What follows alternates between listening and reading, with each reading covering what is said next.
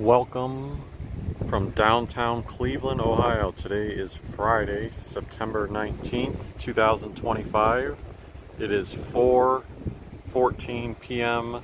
Eastern Time and 73 degrees Fahrenheit. Occasionally there is some wind gusts kicking in. Like about 2 minutes before this video, you could see that covering on the CSU letters there whipping in the wind for like a good minute. But seems to have settled for the moment. You got some nice clouds in the sky too, and we're just going to do our September live stream walk through downtown Cleveland and check out as many updates as we can.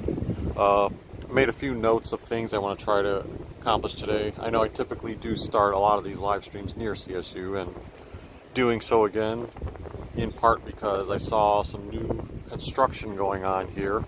They're installing the new CSU logo at the Student Center Plaza. As you can see, I mean, it's pretty much looks like it's almost done. I mean, they got to do some of the exterior concrete part, but as far as the letters itself, you can see the CSU, and they've also added sort of a not curved, but slanted bench behind it. But what that should mean is it appears they've taken out the fountain. I don't know if it was quite a fountain in the past, but it definitely had like water features where it would dribble down the stairs that were on the fountain, and it used to have the various college names. I don't know when they installed or created that. I know that was here when I first became a student back in 2007. So it was here a while, and then yes, over the years it was in disrepair sometimes, and I don't know how long it's been since the water actually functioned. So yeah, they've gotten rid of the fountain, replaced where the fountain used to be with stairs, and then in front of it, instead of having just the grassy path with these, I don't know if you want to call them pavers. It's kind of different because usually where pavers would be, there's actually grass. It's more of some lines, but they've put the CSU logo, and I'm sure that'll make for a nice picture taking opportunity, because when you think about it, they do have some bushes a little bit by the communications building by 21st Street that often can make for a nice picture with the CSU logo, but unless I'm just spacing out, I don't think they've had a good picture taking opportunity. And that may seem silly, but anytime I visit somewhere, that's one of the things I look at, whether it be a sporting venue, a college campus. I'm often like, all right, where's a cool sign that I can take a picture of for like the memory of being here in this spot.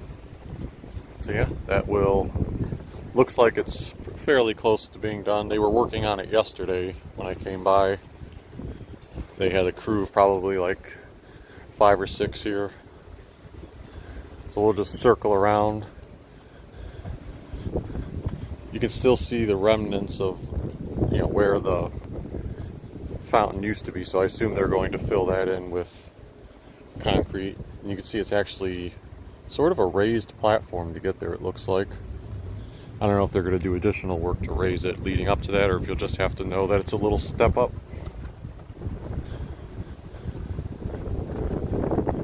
I'm just assuming they're not going to have a fountain there. It made it look like in the rendering there wouldn't be.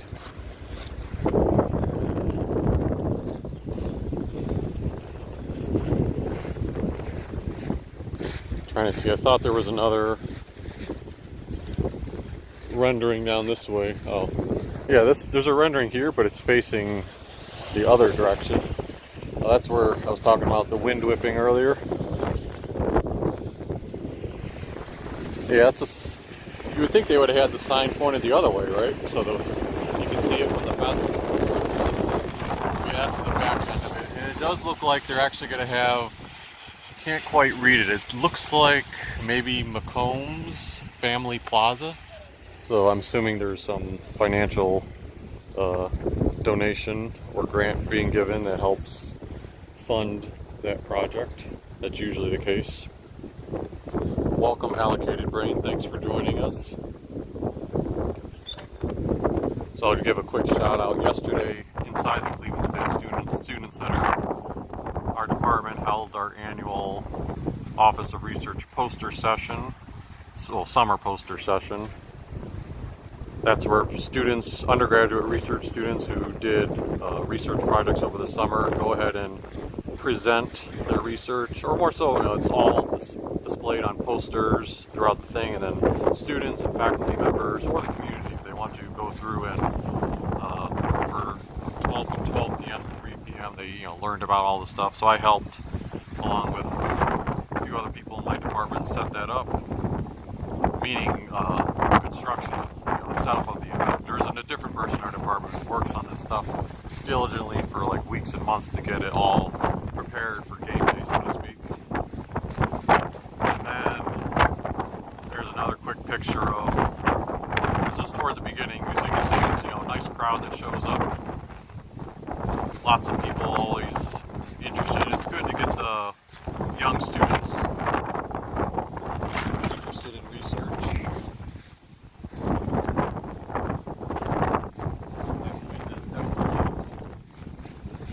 Definitely whipping. I'm trying to remember, do they have a rampway over here still? I think they do. So I'm going to cross the bridge over there. But it's a whole thing in there now.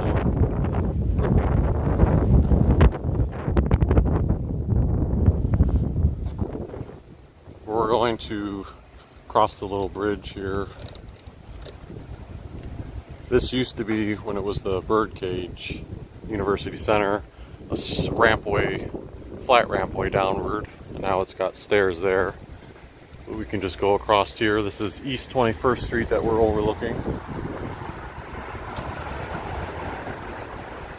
Hello, Perishable Goods 13 from Old Brooklyn, and hello, Lizzie.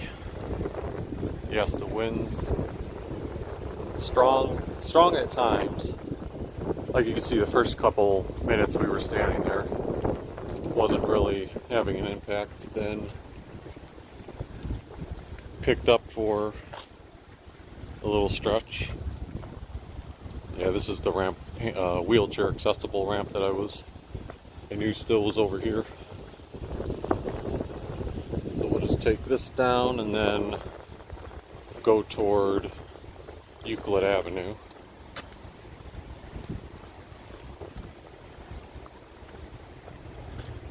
If I wasn't doing the live stream, I would have just carried it down like the stairs there, make it quicker. Right now I got one hand on the bike and one hand on the gimbal.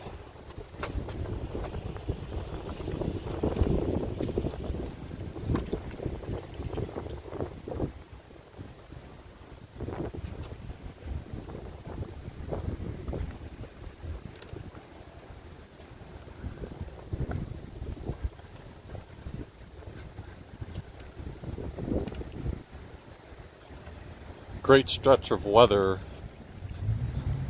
for these couple days and what's forecasted for the weekend. And then it should also be nice for when the Cleveland Browns play this Sunday against the Green Bay Packers. So I'm not going to walk all the way over there, but across there through that gap you can see a bit of the Wolstein Center at CSU. That's been in the news because the university has been putting, soliciting possible proposals for places that may want to reuse or take over the space and do something with it. So they had announced that there's a soccer league of some sort that is interested in, tearing down the existing structure and building a soccer stadium there. The interesting thing about that is when I first saw that storyline, my thought was, oh, I guess the place that's was planning on doing a soccer stadium just, let me think of the correct direction to say this. I guess it would be southwest or south, let's just say a little bit south of Progressive Field, just outside of the downtown Cleveland area, but very close to it. I was thinking, oh, I guess that place must now be looking at the Wolstein Center site instead. And then no, when you dug into it, that was a surprising thing. It's like, no, this is a separate, uncoordinated effort by a different place to build a soccer stadium for their, whatever team that they would have there. So I'm like, oh, that's kind of weird to have two soccer leagues wanting to build stadiums in relative close proximity to each other. I mean, yes, I know one would be on one end of downtown Cleveland, and then the other one would be, down by CSU. So you still have like 24 blocks or so distance between them. But just the fact that you'd be going from 0 to 2,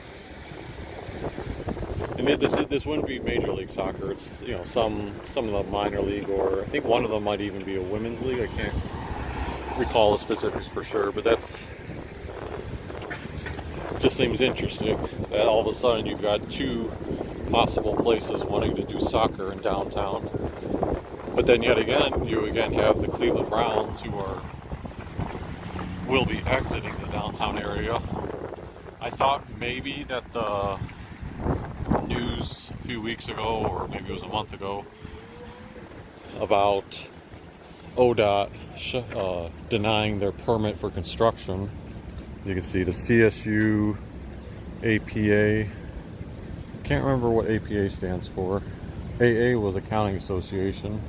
It looks like unless maybe it is accounting and they've renamed it, but they are advertising parking day and free ice cream somewhere. That was probably a different day, maybe like yesterday. There's not so many things that go on Fridays on campus. But yeah, that was a story. So when that came out with ODOT, a lot of these attempts to keep the team in Cleveland, I was thinking, all right, that seems like kind of desperation. I'm pretty sure like 99.something% they're going to go to Brook Park. When I saw the ODOT thing, I was like, huh. I could see that possibly being a tough hurdle to clear, because you can only do so much to shrink the height or shorten the height of a potential new stadium by the airport. But then yesterday it was like, oh, okay, ODOT just approved it now, so construction can move forward. So it turned from a possible little story to a non-story. Let me think how I want to go here. I'll walk this way for now. I was thinking of getting a closer look at Ben & Jerry's, which I thought I read had officially opened. You see Corbo's Bakery. They close at 7:30 p.m.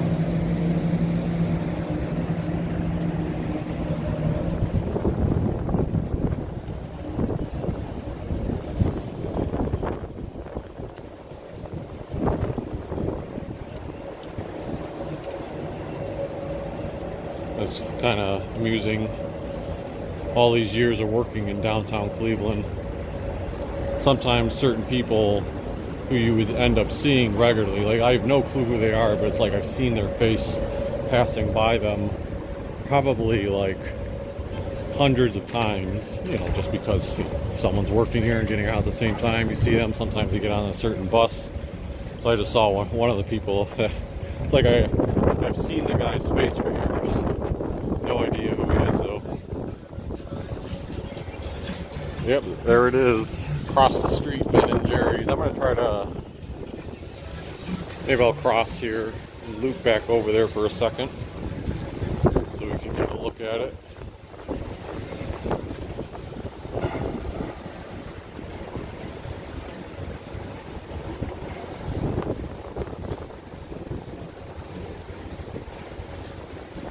By the way, if you're enjoying this video, feel free to hit that like button, or subscribe if you haven't already, or be sure to share the video. Right now we've got 10 live stream viewers.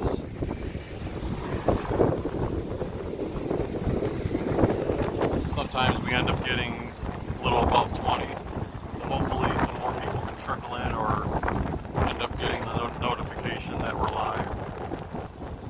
If not, you can always watch these later on whenever at your leisure.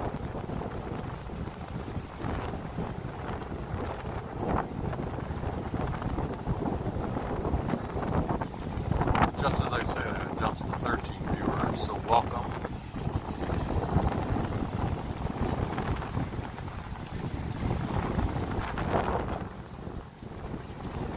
Let's see what the advertisements are saying up there. Idea screen. Something about Hell's Kitchen, but doesn't look like the Ramsey thing. October 10th, November 1st, Key Bank Broadway series.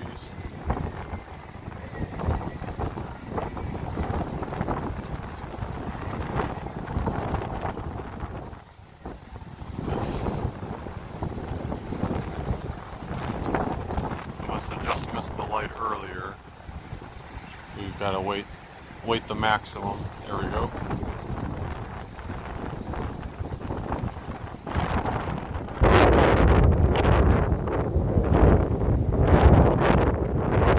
Alright, so right next to the Starbucks is where the new Ben and Jerry's is located.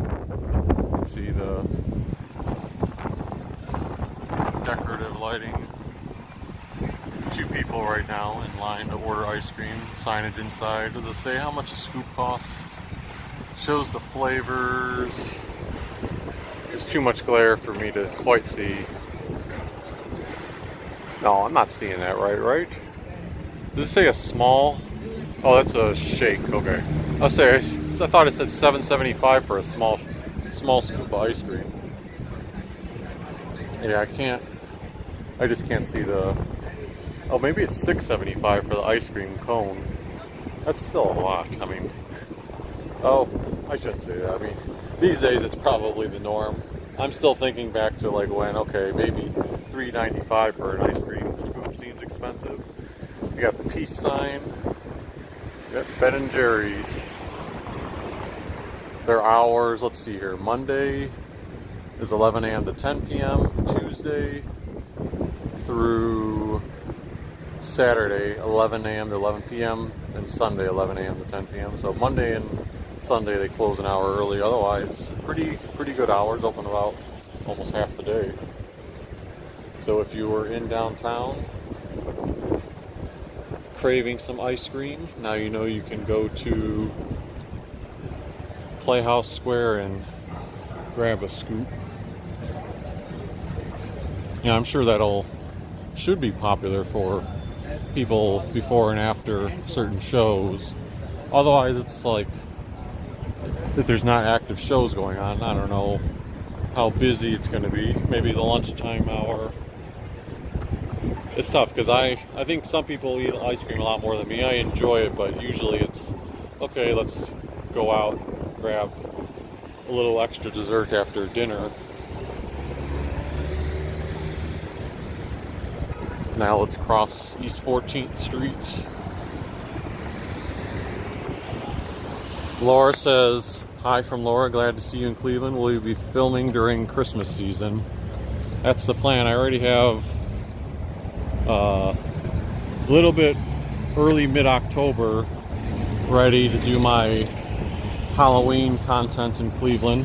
So fingers crossed that it doesn't rain during that period. That'd be like crushing because you can't really film too much when it's pouring rain and seeing decorations, and rain and wind also blow down decorations. But yeah, Christmas, I mean, I try to reserve some stretch of time to do that every year. They've got audio music playing up here, so let me mute this for a second.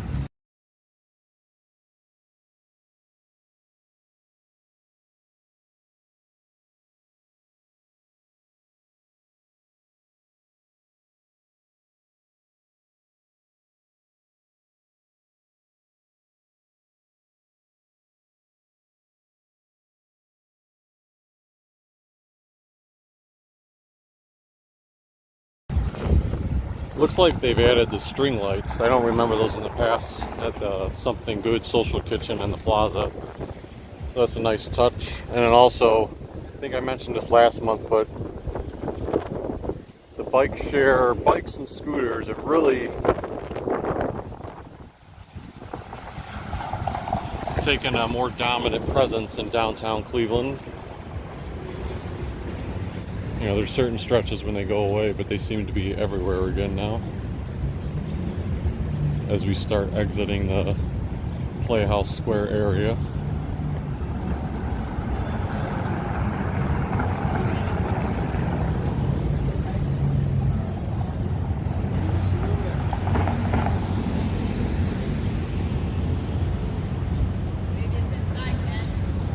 Lizzie says too expensive for me in reference to the scoops of ice cream.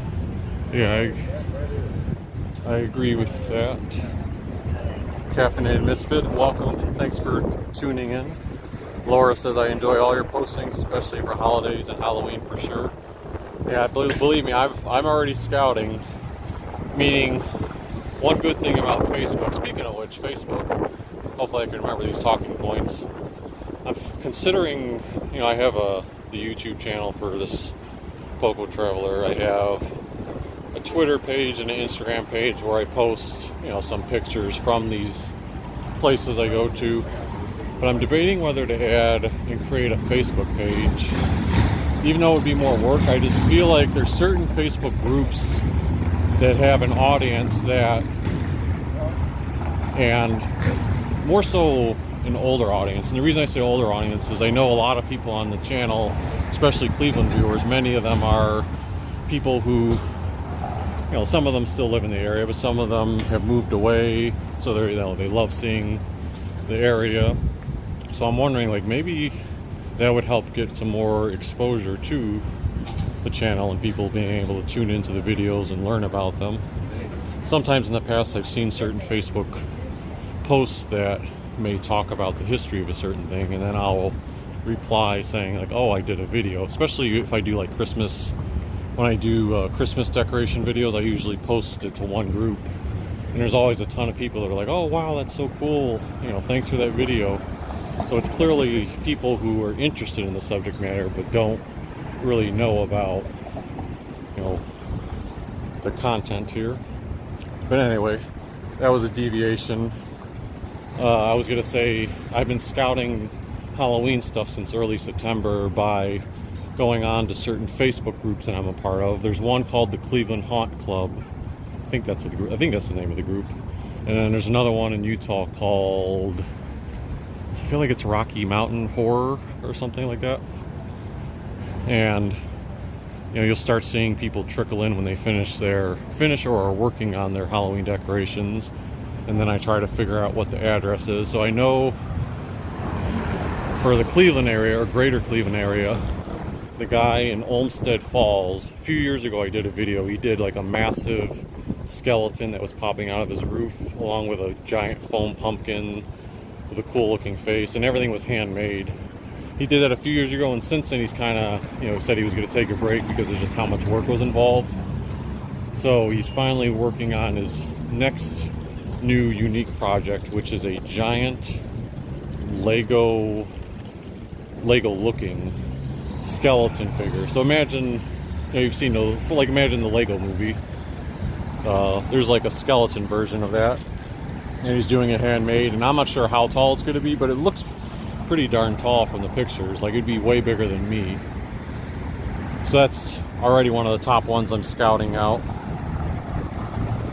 And then there's other ones, I'll be paying attention to what might be done in Lakewood. I already saw, because I was thinking, okay, maybe I haven't been to the Parma area for a couple of years to do a Halloween video there. But I saw Skelly Manor, which is near Old Brooklyn. That person announced on Facebook that they had rotator cuff surgery this year. So they said, unfortunately, sorry to disappoint everyone, all the neighborhood kids and stuff. They said, we're not going to be able to put up our display this year. So then I was oh, okay, maybe I won't go toward that area if there's going to be fewer houses, but I'll just have to see. And then in the Utah area, I'm also seeing certain houses and mapping them out and figuring out what dates. So yes, plenty of Halloween stuff to come. Caffeinated Misfit asked, new camera? Sorry, I've been missing in action. No, it's not a new camera. This is, right now, anytime I do the live stream, I just use my cell phone with my normal gimbal, which produces a lower quality video, but it works for the downtown Cleveland live streams. My other camera, which had been, that's where I do my high quality pre-recorded videos that I've been complaining about, has been vibrating and making that noise. It's still doing that, and I'm still living with it. I keep looking at the next version, because I have the Pocket 2. I keep looking at the Pocket 3 online, and the Pocket 3 online costs like $700 to $800, which I might bite the bullet and do it, but it's like, I'm still technically able to film the videos as much of an annoyance as it is. So I'm sure I'll get it at some point, but I'm just debating when to get it. Part of me was saying, hey, Halloween's coming up, I should make an impulsive purchase, and that way I can have a steady camera. And that camera is also nice because you can go vertical mode with it, and that would help me develop some more shorts. But I just gotta, still thinking about that. I check Facebook Marketplace often to see if anyone's discounted it. Seems like some people list it for $600 on there, but you got to factor in that it's used. But I keep checking just in case someone lists it used and claims it's in good quality for something like I don't want to say outrageous deal, but something that's more accepting for me for it being used and taking that risk.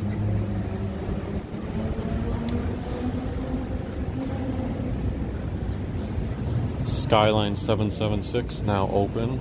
Oh, okay. I think I was trying to mention this once before about the roof deck pool. So this kind of shows the rendering. I don't know why they threw the Tower City balloon picture in the middle there. Maybe that's you know what that is? That's probably actually a mural that they put up there. They must have that up there as like a piece of artwork. But anyway, to give a glimpse of it, you've got the roof deck pool, and it looks like they also have the Sky Club Cafe. I don't know if this is residents only or if visitors can at any point go up to the Sky Club Cafe and utilize it. But it makes it look like you're tall enough to get a view of what I presume to be Huntington Bank Field and Lake Erie in the background. I don't know if it would quite be that vivid because that makes it look like it's really close to you, but maybe it is. Let me catch up on the comments real quick. Laura said, I'm 84 going on 85, but still very sentimental about Cleveland. I look forward to any surprises you may have for us old timers. Yes, it's always motivating when I see people engaging and giving comments on the videos. I do have two. Oh shoot, did I forget to upload them? Oh no, I didn't. Okay, I have two videos in the pipeline. This one's, they're nothing. This one's nothing like extravagant, but the West 117th Madison Rapid Station finally reopened after 13 months. So yesterday I just went there, and really the only thing that's different looking from an aesthetic view is, the concrete platform and engineering of it is updated to be safer, but otherwise, the interior of it and everything is just all looks the same. But it's at least good that they reopened that, and I've never done a tour of a lot of these rapid stations for RTA, so if you're just interested in how it looks in general, that's cool. And then this morning on the way to work, I did a bike riding video. These aren't published yet. These will be published, probably scatter them over the weekend. But this morning I started near Lorraine Avenue, but quickly ventured over to Clark and took Clark Avenue all the way to West 25th Street, talking about Clark and what I could see on the way there. This is a really cool mural that was on the corner of West 25th and Clark. So there's more details that you can see on that. And then eventually I went up to the Lorraine Carnegie Bridge and took that into downtown Cleveland before wrapping up the video, and got some nice views of downtown from that angle. I know I've walked it on a live stream before and shown it off, but I think that was the first time I've done a pre-recorded video in the high quality version. So you guys can stay tuned to that over the next couple of days. I'll stagger those releases. Let me see some of these other comments that came in. Lizzie, first Caffeinated Misfit said, maybe new iPhone update. I have Android, but I mean, it's good that it looks better quality. Hopefully, I'll have to watch it back later on and see if I notice a difference too. They do constantly update the Prism app that I use to stream this. Prism streams it through YouTube or other methods, but I only do the YouTube part. So I know they're constantly doing updates, but I'll have to see. Lizzie says wait until Black Friday for that thing. Yeah, I'll probably look at it. And another thing I was thinking, someone thought maybe they leaked or saw a leaked design of a possible, because I have the second version, the third version is what I'm looking at. Someone said they might have leaked the fourth version, like some possible developments of it. So maybe if that comes out, but who knows when that would be. But if that comes out, surely that would drop the price a little bit of the third one, you would think. Maybe not so much new, but you might have a lot more people like getting rid of their old one so that they can upgrade to the new one.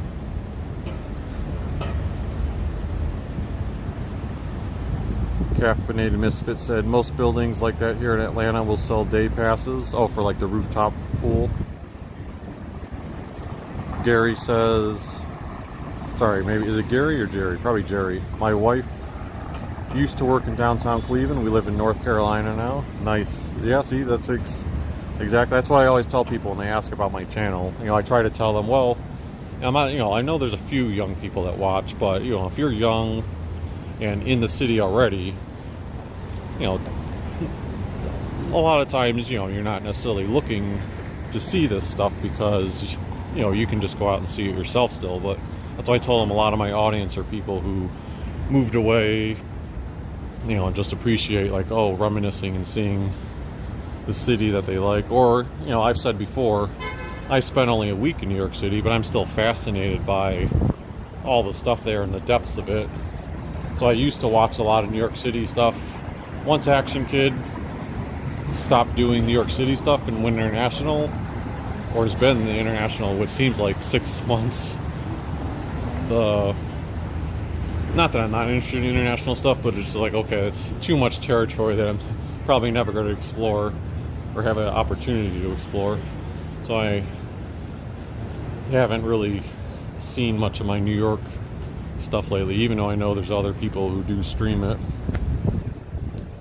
Sorry, let's see other comments.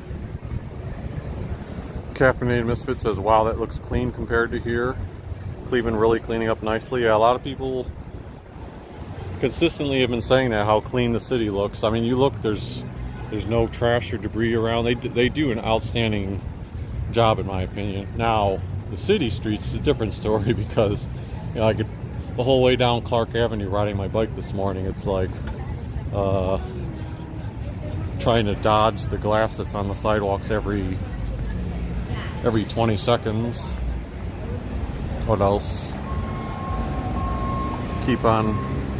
I appreciate all the comments. That's why I'm slowing down to make sure I can look and address all of them. Transit Life 2.0 says, so the app is free. Yes, the app I'm called, which is Prism Live Studio, is free. I think they recently introduced some premium features that you could pay for. I haven't even investigated what those are, but everything I do on the app, I'm able to do, completely free. I don't pay for anything, and I've been using this app for years.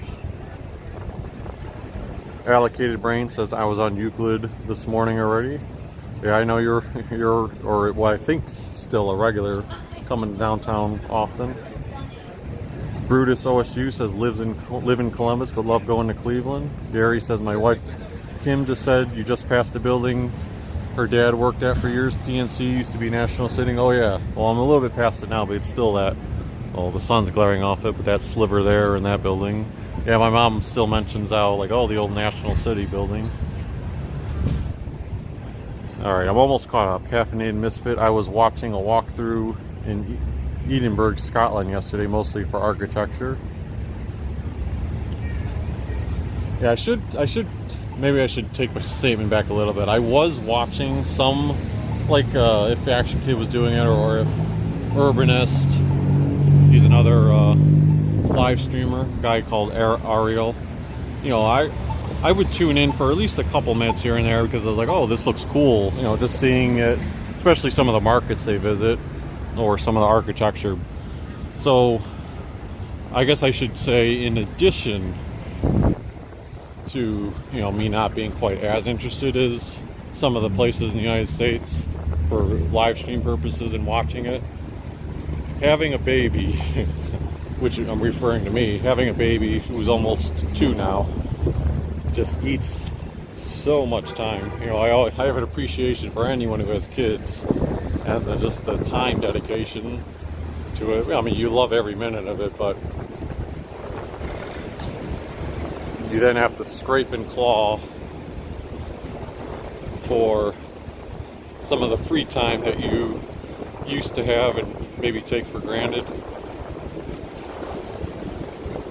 So that's probably a big reason, because a lot of those times I would just be like, oh, I got a couple hours to do nothing, or let me multitask. Even when I was working during the workday, I'd be like, oh, I'm working, but I felt like it'd almost be like background noise. I could have it up on another screen, so I was listening and watching occasionally. But now it's like, nope.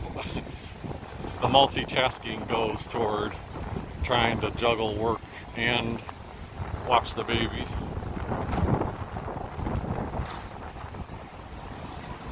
Yeah, in almost 2 years. It'll be November. It'll be 2 years.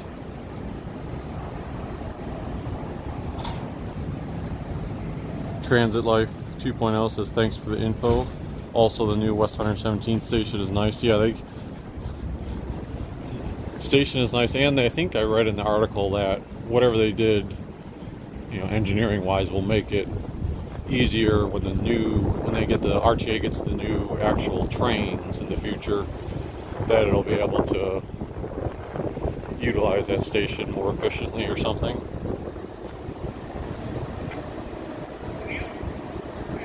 Caffeinated Misfit also says a lot of the time it's background while I'm working. Yeah, I mean, in my mind, I'd like to get back to doing more background viewing. But we'll see.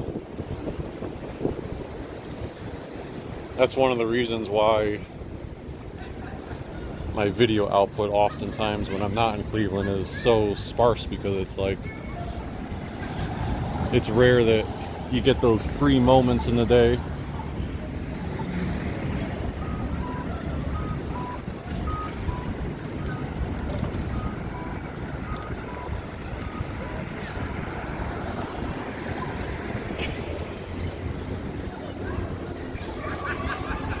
We're on Superior Avenue now. I mentioned this many times before, but I can't remember if it's the next year or the year after that they're going to work on redoing the whole center of the street, and it's getting, there's already a median there, but they're going to change it to where there's a bike path median going all the way from near Public Square to, I think it's like 50th Street.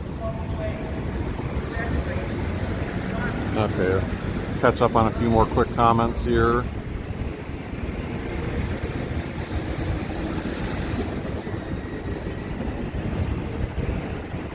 Forgive me if I mispronounce the name, but Neferiti Daniel says tapping in from Northern California, in Oakland to be exact, thinking about relocating to Cleveland. Oh, nice.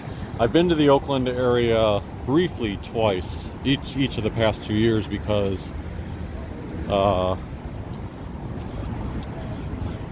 my stepson is a avid indoor rock climber. So 2 years ago, when we were visiting my wife's family in San Francisco, he loves seeing rock climbing gyms, and he was like, oh, I've heard about this one in Oakland, I gotta check it out. So we went there, and last year one of his actual rock climbing competitions was in Oakland, so we made a special trip to San Francisco, but also, for that part of it, the Oakland area, to see that. But yeah, Cleveland's very nice. I always highly recommend it and endorse it to people.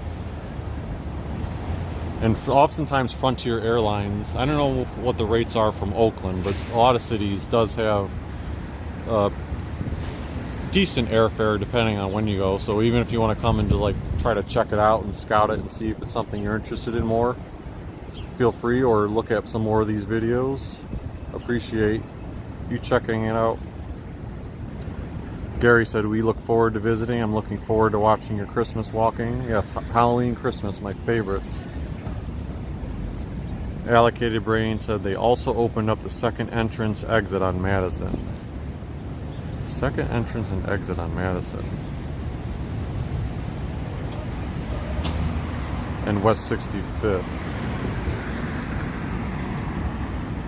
Something about, I know you're talking about the rapid stations, but I'm not visualizing it right now. Allocated Brain says Superior starting, oh, and Transit 2.0. They both said Superior starting next spring to East 55th. Caffeine Misfit says just pulled up the weather there, 74 degrees with a beach hazard statement. It was windy at first, but I don't know if that's what beach hazard implies. But now it's been good. Superior's kind of blocking any wind.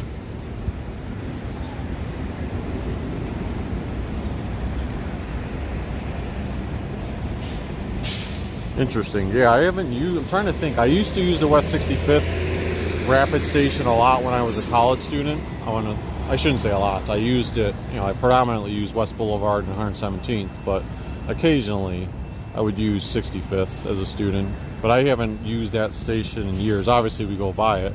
So yeah, I'll have to try to see that if I'm by there next time. And beach hazard was a rip current.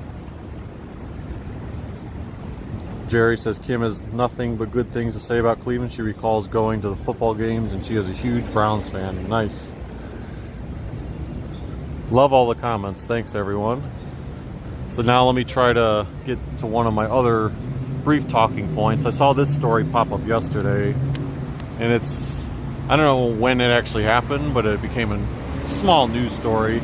It said that the Cleveland Public Library, which we're standing outside right now, was scammed out of $400,000, which is like, oh no, crazy. Especially, the funding. You always like to support the library systems.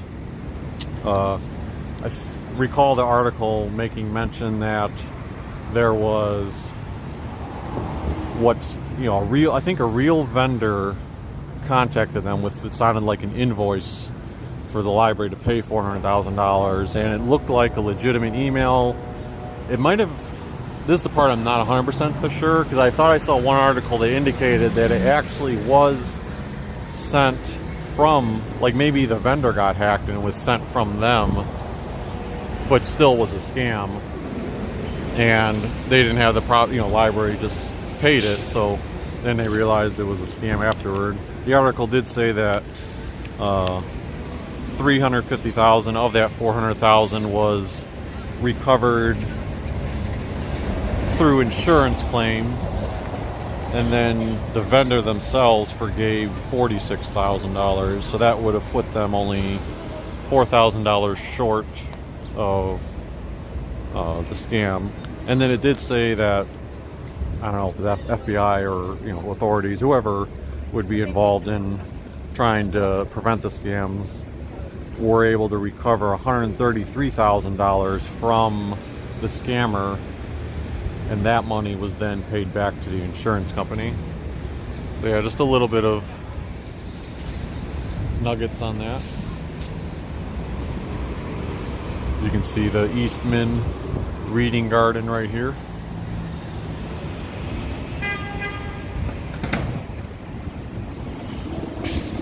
Linda says spoofing, got a phone call from my doctor's phone, but it was a spoofing attempt. Yeah, there's,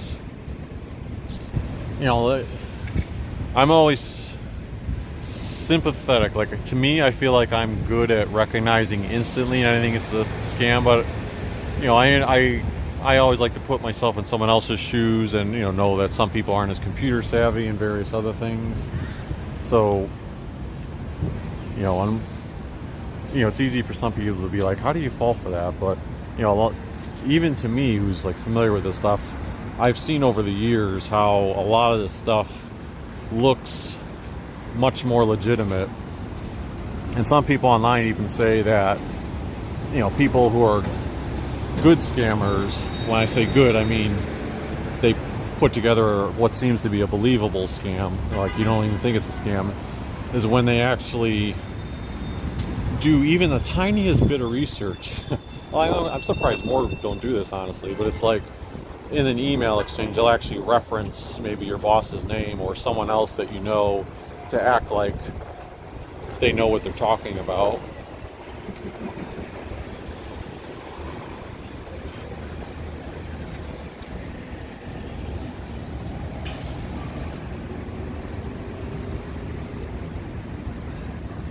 Yeah, that climbing gym in Oakland, I'm forgetting the name of it, but I'm sure since I've only been there for that small stretch, I don't know the street names off the top of my head, but he would tell me that it was the biggest climbing gym there and most popular by far. So I'm sure that's probably it. Allocated Brain says anyone can get scammed, never let your guard down. Yes. And even some legitimate things for work, I'll see it, and if like there's been a couple of things where it's like after my review I'm like, yeah, this actually didn't have any typos, didn't have any weird email addresses behind the scenes, but it's like still like I'm not sure if it's legitimate. So then what I usually do is I'll ask certain colleagues of mine, like, hey, like, is this something you're familiar with? You know, you do a little bit extra more digging. Like, do you think, is this something you're supposed to pay? Is this something we subscribe to as a department? And there's been a couple of cases where I was like 50-50, and then they said, oh yes, that is something like I just did last year. Because I hadn't recognized it in the past, you just have your guard up on those things. Okay, now we are coming toward Public Square, and there is a new addition to Public Square, which I'll get to after we cross.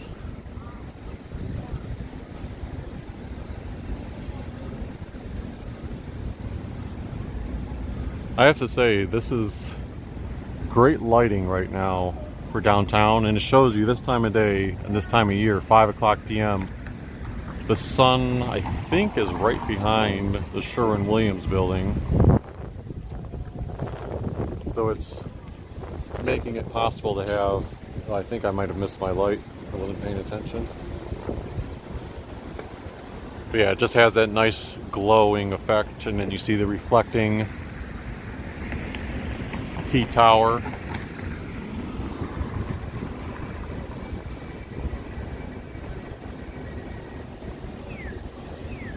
Sometimes you get hotter Septembers, but like it seems like we've been having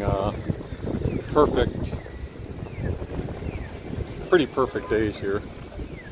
I mean, granted, sometimes when I go on bike rides, I've said in the past, like, oh, nice little 60-degree day where you have a light jacket on, and even sweatpants is, pretty good. The reason I say that is because you can work up a little sweat without getting overheated. But yeah, still great weather right now.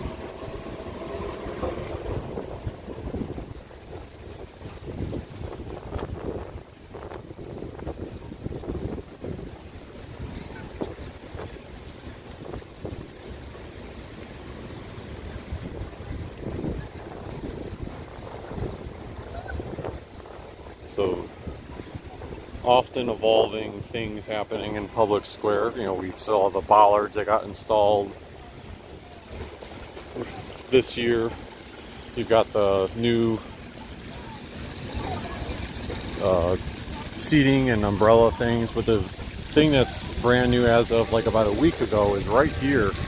You now have a Public Square little hospitality kiosk that exists, and it's staffed, I think, daily from like 11 a.m. to 6 p.m. Yeah, it says open daily 11 a.m. to 6 p.m. And they're supposed to have certain attractions. Looks like you can maybe rent like a board game. I was wondering about that because when I first saw this concept, I was thinking to myself, oh, like, is this could this be something like my brother and I experienced in Bryant Park in New York City, where they had certain chess and backgammon tables, and you would just go up to the station and rent out the the little backgammon pieces, and you could just play in the park. So I don't know quite what they're planning on, but I see like a hula hoop there. I see bananagrams. It look like Connect 4. I think there is a small chessboard back there. Now granted, I don't know how much the equipment will be, like, will pieces go missing? Will people take care of them properly? But it's still cool to have, and I think you can go up here. They'll assist with certain programming. You can ask questions. So yeah, just a really nice addition to Playhouse Public Square. It does say Public Square Games on the sign there on the inside, so they may have a few more that you can rent out. So that's cool. And I'm going to cross back over to the other end of the street now. At some point, I think it's still in the cards that they're eventually going to put a public bathroom here too. I know there was an article a year or two ago about one going here, one going in Perk Plaza, and like 2 other spots in downtown, but I haven't seen any updates on that actually getting under construction or when it will.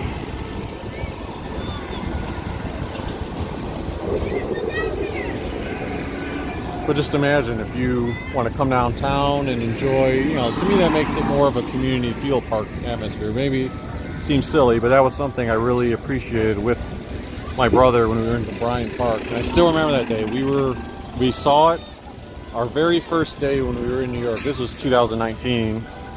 We, went to LaGuardia Airport, took the trains, and the very first stop that we got off at, well, I mean, we did make a quick stop in Queens just to connect to a different bus. But when we got to Manhattan, we walked up the stairs from the subway system, and the first place we were in was Bryant Park. And we walked around there, and then had to rush back, after maybe an hour there, and we grabbed 2 slices of pizza. But then we rushed to Brooklyn to go to our Airbnb, because we had to get back to we had to change our clothes, drop off our stuff, and then get back to Manhattan so that we had scored tickets to the Stephen Colbert show. It was cool to be like, oh, well, we can actually see like a show that's, for the first time that's produced on television. But anyway, when we were in Bryant Park for that stretch, even that quick stretch, I'll just wait till the next one. Too many cars jumping. But yeah, but we could see people playing the chess and backgammon and other games. So then on the last day we were there, because we spent about 6 or 7 days there, the final day we went from Brooklyn to Manhattan because we were going to connect to Queens to go back to LaGuardia Airport. And I was telling my brother, like, oh, we gotta go, we don't know how traffic's gonna be. But then we saw a table open at Bryant Park, and it was like thinking to myself, maybe we have like 20 minutes leeway, so we decided to just go for it and played a game of backgammon there. And that was the final thing we did in Manhattan before getting off to the airport. So yeah, I've always thought about that in respect to Cleveland too, like, oh, that'd be kind of cool to have that in my city one day.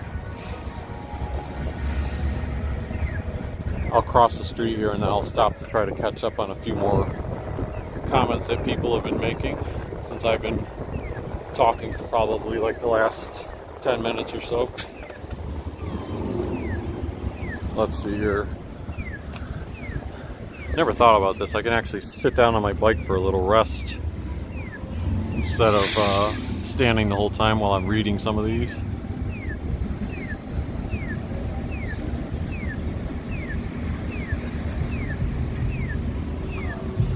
Robert Devone says, Chris, you're the best at your walks. Even watching you since the COVID days, you put me through them with a smile on my face to see the Cleveland I love and grew up in 1948 to 1960. Thank you, Robert. Very much appreciated. Yeah, the COVID days were what helped motivate me to start this channel, because that's when I started watching Action Kid. And there was someone in Vegas before COVID, technically, but Action Kid during COVID really motivated me because I saw what he did and I was like, This would be kind of cool to do for, you know, Cleveland. I feel like I love exploring. So let's see here, what else do we got?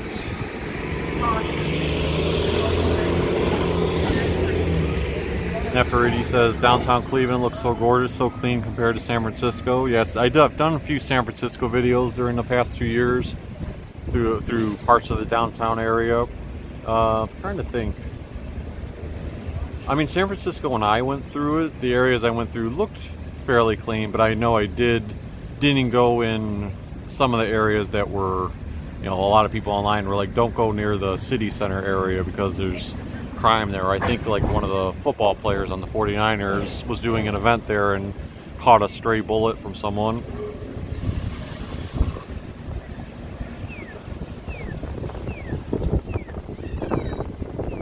Chew Extreme 2008 says, love that new edition. It's in reference to the Public Square kiosk. I'd like to see all they have to offer there.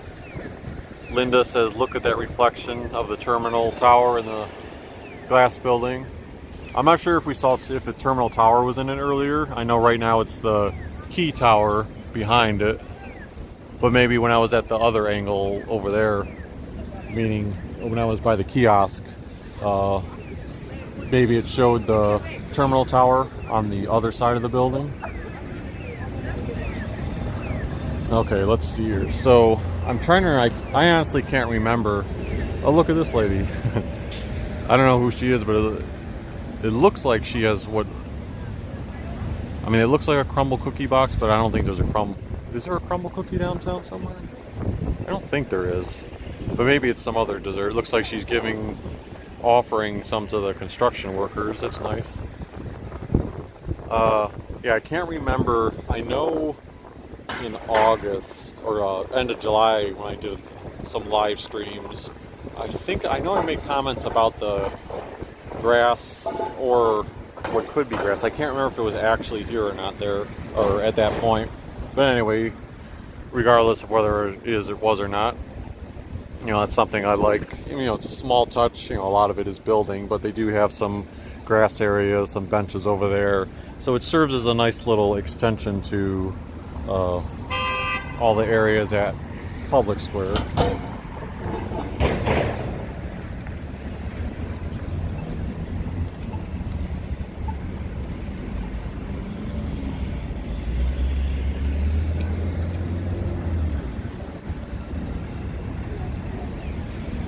So the exterior looks pretty well done. Now maybe you have some small things to address there, like by the trash can where you installed that, filling that in. Some, what I think are some sewer drains are in the grass. By the way, took a quick peek at the box when the person walked by. It is a crumble cookie box. There might be one in the west, the warehouse district, now that I'm trying to recall. Or maybe they just brought it from somewhere else. Alright, so one of the big changes from last time, and this for sure is different, is we're right here at Superior and West 3rd Street, and the street is now open again. So for however many years, you know, this was blocked off. And, well, blocked off the vehicles, I mean, so we could just walk by without worrying about traffic, but now it's back open. Cars can go underneath it. So first time cars can go through underneath the new interlink. I mean, that was the main reason they had to shut down the street for so long when they were doing the interlink.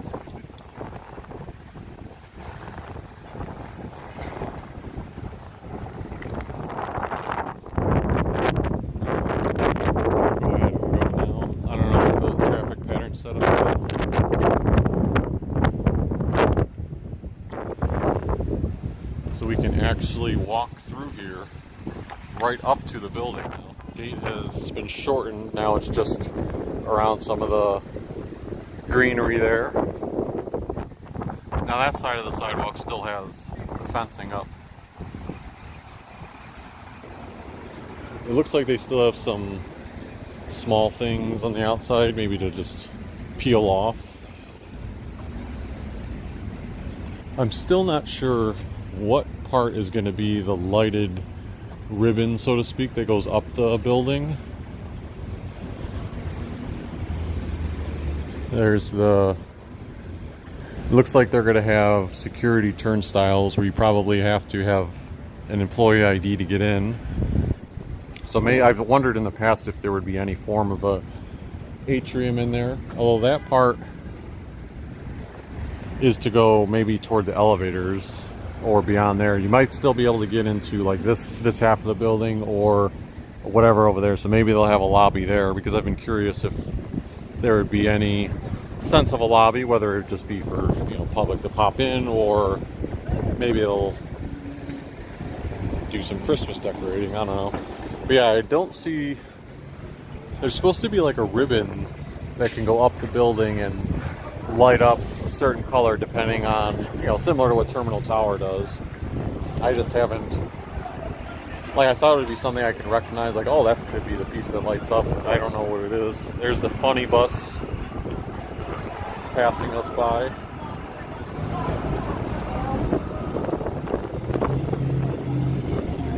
So this, like, doesn't look like it's going to be a through street, because the street part only goes to the end, but then it's a curb after that. So I wonder if they'll put up some bollards. And then this structure here is the parking garage.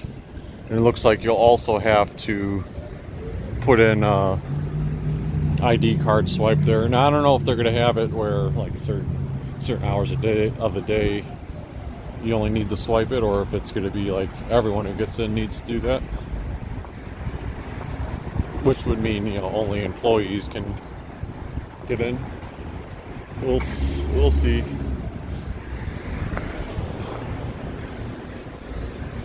I mean, to my knowledge, the lot is intended to be for all the Sherwin Williams staff people. Like, I never got the impression they were building it to be a second or another parking garage for the general public.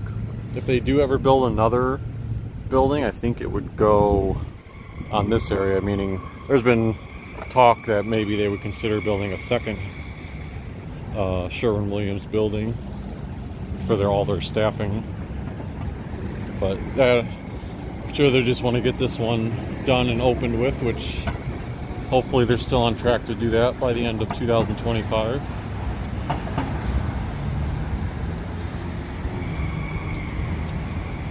We'll go ahead and on West St. Clair go back toward the other direction. Because next we're going to check out the Superman Plaza. I know I did a dedicated short video to it yesterday that I published, but I also like to touch on all new things during the live stream updates. Sort of gives you a snapshot of all the little things in downtown Cleveland that are new.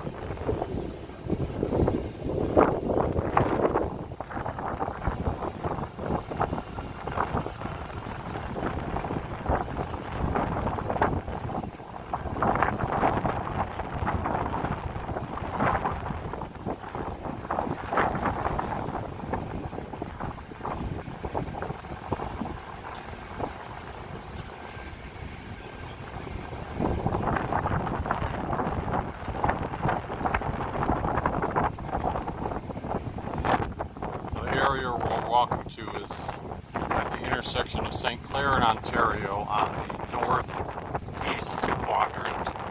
So right up against the original, I shouldn't say original, because I think they took over the other convention center, but what was originally the Medical Mart, it has the signage there for the Huntington Convention Center of Cleveland.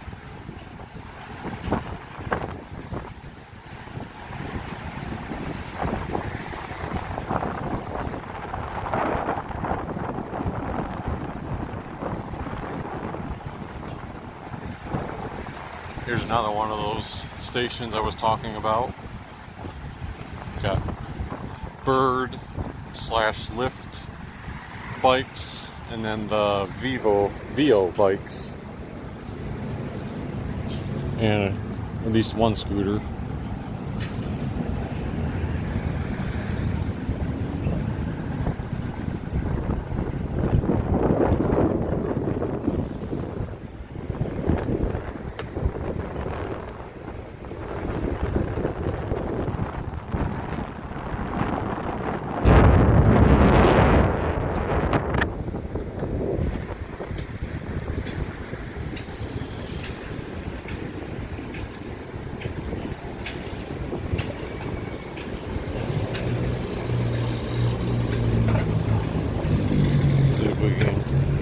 Get behind this car.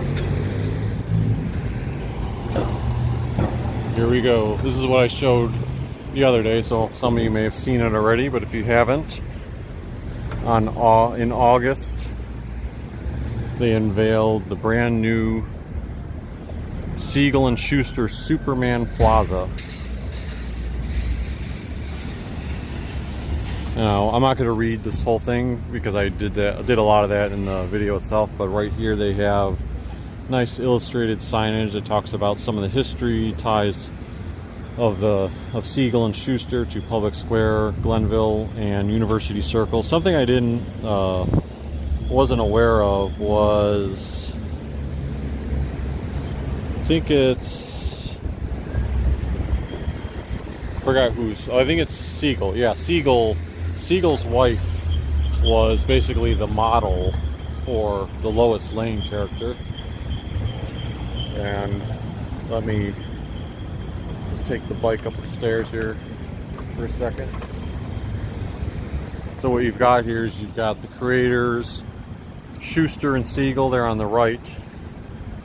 Jerry Siegel's doing the typical thing in the movies, like, it's a bird, it's a plane. No, like, it's Superman, pointing up to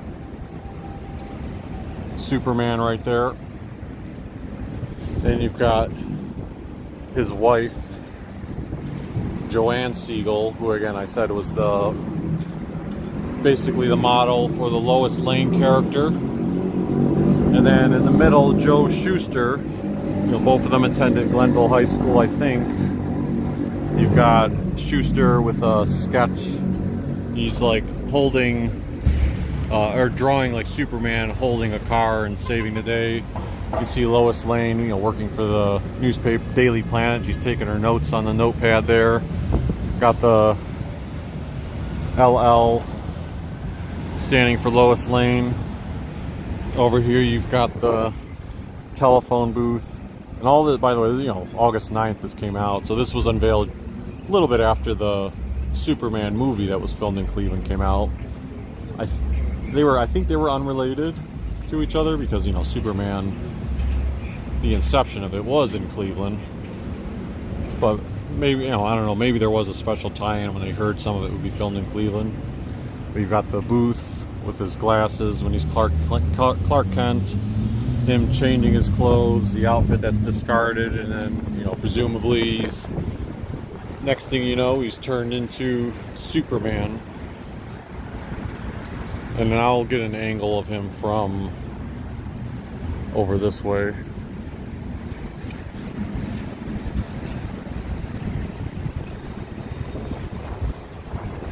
This was the thumbnail I used for that video from yesterday. It was right about, I parked my bike here, right about here, just because I thought it was a nice shot seeing Superman scale as if he's flying above the terminal tower in the background. I mentioned this at the end of my video the other day. I'm not quite sure what the little yellow and red things are up there, unless it's supposed to be like debris from something he broke through. That's just the thought I came in mind here, but otherwise not sure what the significance of that is. But yeah, very cool addition, and I'm sure locals will appreciate it. Makes use of a nice little mini park that otherwise wasn't being used for anything here. And actually I'm trying to think, I don't know if this was up. Was this the park, or did they... I'll have to look at the sketch of it. I can't remember if this was an empty land or if they like used to have part of the convention center here and they just tore that down and made room for this plaza. I'm sure, you know, quick search on Google Maps will jog our memory about that. I'll have to do that at some point. And let me check my note file to see if there's anything else that I was thinking of covering during this live stream. Let's see here. I had ODOT written down for the Browns, 2 soccer stadiums, Cleveland Public Library. There is one other thing. I'm trying to debate whether I should walk over to it. You know, sometimes I purposely don't cover certain areas because, you know, if I don't cover it this month, or if I covered it last month, I think to myself, well, let me vary it a little bit. So, for example, what I was going to talk about, obviously it's beautiful over there, seeing the malls, the Fountain of Eternal Youth, the shot of Lake Erie, but it's like, oh, maybe I'll cover that on next time since I do that so often.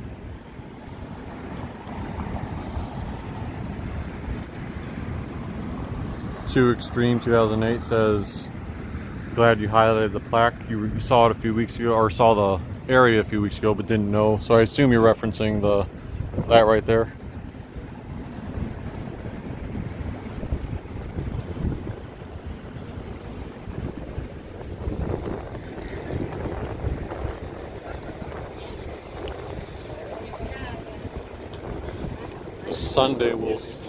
Sunday will be busy in downtown Cleveland in the morning and afternoon hours as the Cleveland Browns play their second preseason game, taking on, or sorry, not preseason game, it was a second home game of the regular season as they take on the Green Bay Packers.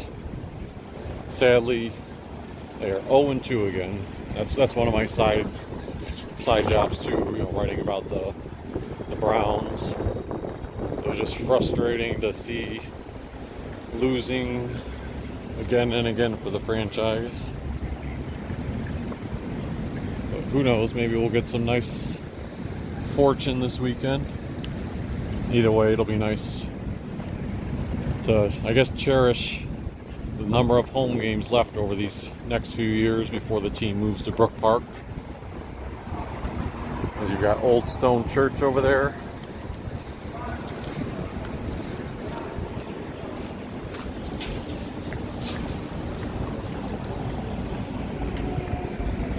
The Cleveland Guardians, though, are the team that should be the talk of the town. I mean, the stretch they've been on, I think not too long ago, they were like 15 games out of the division. And they've just been winning, and like they're not stopping the winning, including a 3-game sweep they just had over the division leading Tigers to now pull within 3.5 games of the division. And we weren't even thinking about the division during this hot stretch initially. We were like keeping all eyes on the wild card, and next thing you know now, as of the start of today, the Guardians were 1.5 games back of the wild card spot and 3.5 back of the division. So this is something different. I wonder what's going to go here. I mean, clearly they've done some construction to like carve something out. They've got a few pavers there, but it seems to be, you know, like this would be the type of spot where you would think like a new little statue, something like that, or some piece of artwork that would be permanently installed would be going. Like, I don't think they're going to put like a bench there. I mean, I guess they could put a bench there if it's something that was maybe dedicated, but otherwise, why would they suddenly just, you know, do some construction in that specific spot? So maybe that's something we'll see different next month or so.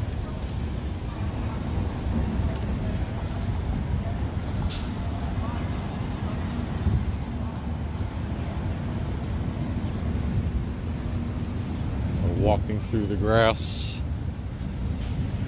See, now that sun is outside of the Sherwin Williams building, at least from here. If you get a little bit further, it's still blocked by it. Right here.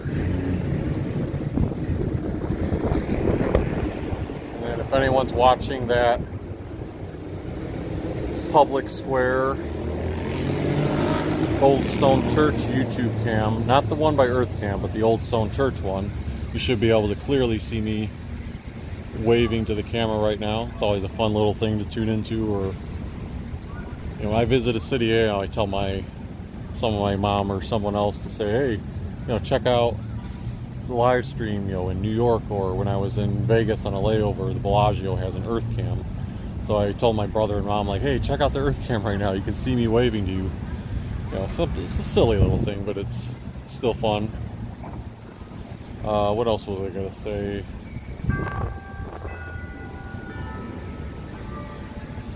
I think I had another thought, but I can't remember.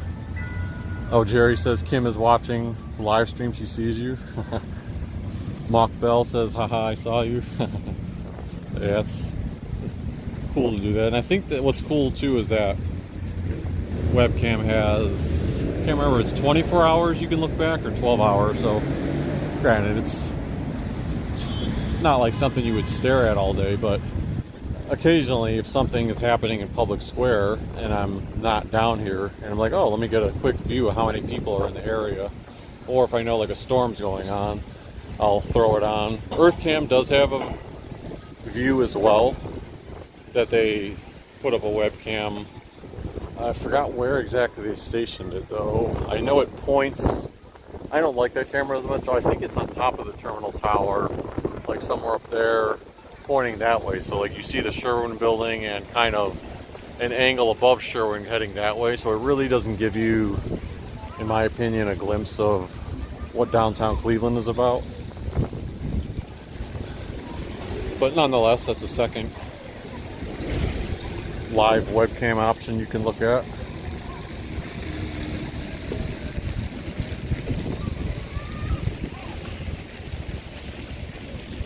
Linda says take a screenshot of you on Earth Cam. Yeah, no, my mom used to do that too. Especially, you know, I still remember in 2019, you know, bringing up the New York City trip a couple times here. But there was one point when we were in, what do you call it? Times Square by the, oh, what are those red stairs called? Is it TKS? I feel like it's TKS. But anyway, we were, you know, beside those red stairs, and there, one of the Earth Cams would be pointing that direction, downward. So we decided to stand there, and, you know, my brother and I were waving and telling our mom, like, hey, tune in. And I know somewhere on a computer at home still have a screenshot of that saved.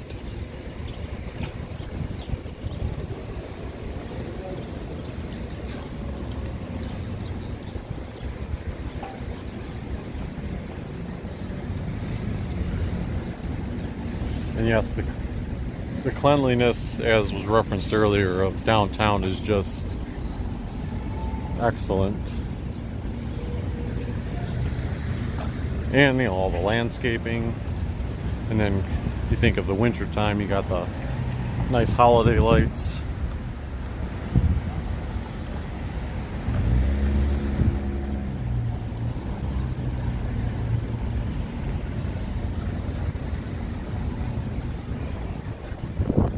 Okay, we'll do one more thing here.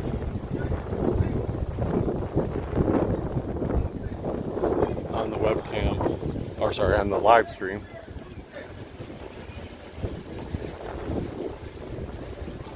Oh, you know what? So I did point out last month how this was a new statue. So that is one new one. So maybe something, you know, not necessarily a dog, but something, maybe that's a sign that there could be even more developed. I want to get over that direction, but I'm trying to think if I want to cross on that end or by the Higbee Jack Casino. Guess it makes sense for me to go this way because this is the side of the street I'll be on.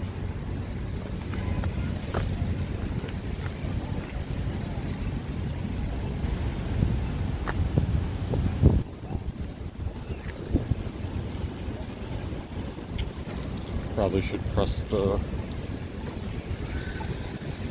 Wait. crosswalk button.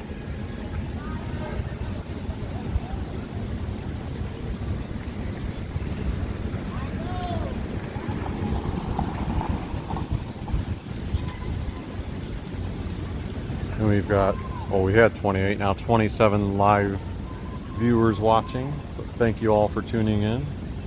As always, we'd appreciate if you could hit that like button or subscribe if you haven't already, so you can get notices when we're doing future videos.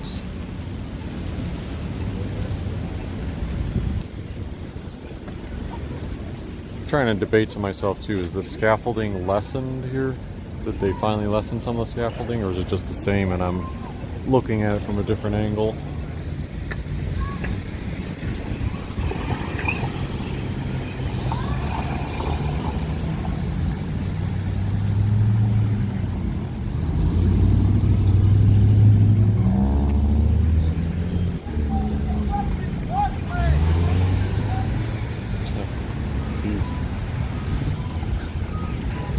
You hear that one driver yelling, but it's probably understandable. This is sometimes when you have these 2-lane turning lanes, and I've, you know, since I'm a driver now, I've witnessed it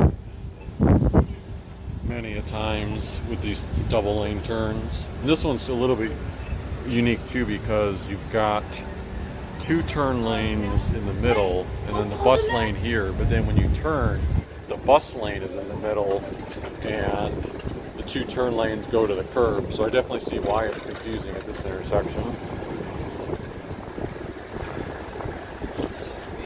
By the way, this stretch, if you're going to get an area in downtown Cleveland, it's not the most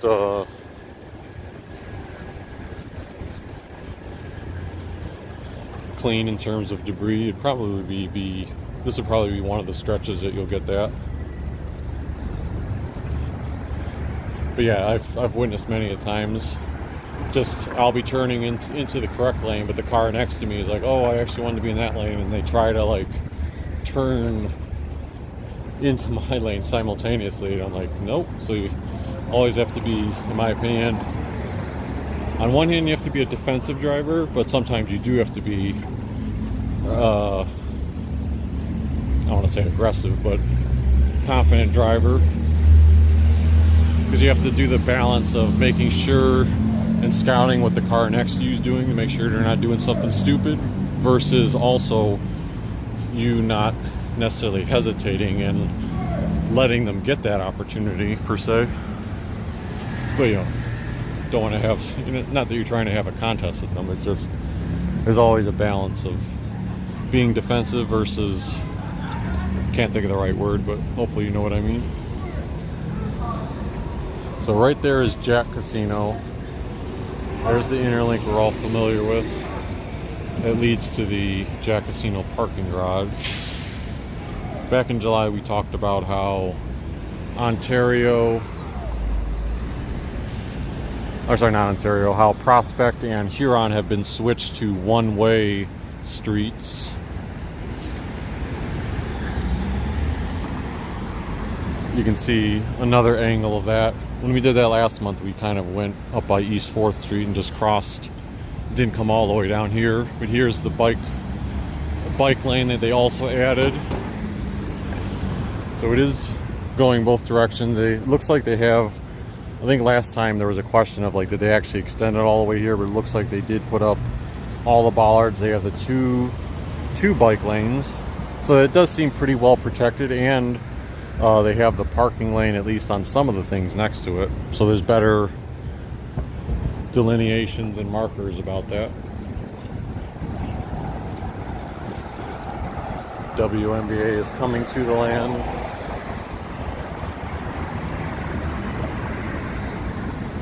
Jerry says, very enjoyable. I look forward to watching in. We've been watching your previous videos and glad we caught you live streaming. That's awesome. Thank you. Yes, definitely stay tuned if it's something up your guys' alley. Jack Casino seems to be doing something sponsored out here.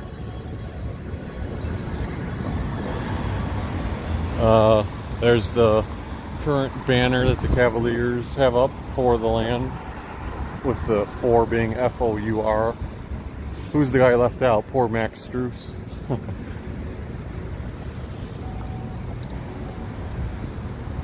If you're Max Strus and you see that banner, I know he's going to be injured to start the season, but you got to be thinking to yourself, like, hey, what the heck? But yes, of course, those are the 4 key guys, which I'm glad they have not traded them, because I feel like the team is in great shape. I mean, come on. They got the #1 seed last year. We're like dominant, setting records in many games. The team itself is fantastic. It's just unfortunate, you know, that Indiana Pacers team was like, got extremely hot at the right time. They played such hustle and good chemistry. So it was more of like after we got beat by them, I didn't think to myself, oh, the Cavs blew it again. I thought to myself, you know what, hats off to Indiana. It was like one of the rare times in sports where I didn't even have like venom. I was almost appreciative or in awe of the way they played. Anyway, I think the last thing I wanted to cover here, across from Rocket Arena, is about this plot of land right here. And I only saw this a few minutes before I started the live stream. I just quickly started scanning that really nice blog called Neotrans, where they cover a lot of upcoming construction projects and have great detail on it. I always encourage people to check that out. Fascinating for if you're into that stuff. But they pointed out in a rendering, a more completed rendering recently, it was shown of the Cleveland Cavaliers Global Performance Center, which is being constructed down near the Scranton Peninsula area of the Flats, but you know, a little bit further. I don't know exactly what that area is called.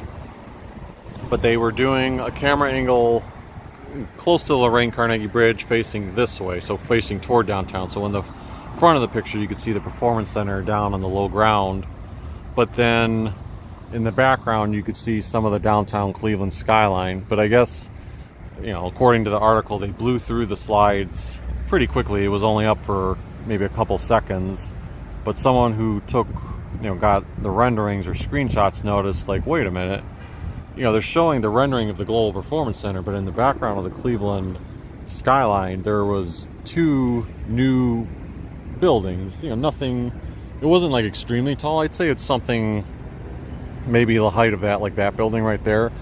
But one of the buildings, I think in the article, made it sound like that it would have been located on this grass plot of land here, and then another building potentially would have been located somewhere down that way, but I wasn't clear in my quick skimming where exactly that would be. So it's nothing you're gonna see in the immediate future, obviously. It's not even anything that's been announced. It might just be, you know, another one of those renderings that doesn't have any eventual impact. It may just be like, never mind, like, yeah, we're not doing that. It was just something we were thinking of. But I thought that was kind of interesting to think about. Okay, perhaps years from now, maybe instead of having this plot of land, maybe you'll have another building. I don't know how many more buildings you necessarily need. I thought the article in yeah, I know they're building residential buildings, but I thought, if I have to, I really need to take more time to read through the article, but I thought in my quick skimming it made it sound like it would be an office building. So unless there's some new headquarters coming here, which probably wouldn't be the case, you know, if it's just, you know, the Rocket planning group doing this stuff. But, you know, I think to myself, oh, okay, that's interesting. There seems to be, in my opinion, enough office space already in downtown, but perhaps with that, the riverfront project that they're working on years down the road, maybe we'll see that, you know, maybe there will be more office jobs in downtown and need for that. But that should pretty much wrap things up here. Let me turn the camera around so I can do selfie mode and see you guys actually for the first time, or you see me. But thanks for tuning in, everyone. appreciate all the comments. We got a ton of comments today. That was like awesome to read that and have all those little dialogues. If you enjoyed this video, one more time, hit that like button, subscribe if you haven't already, and we will see you all next time.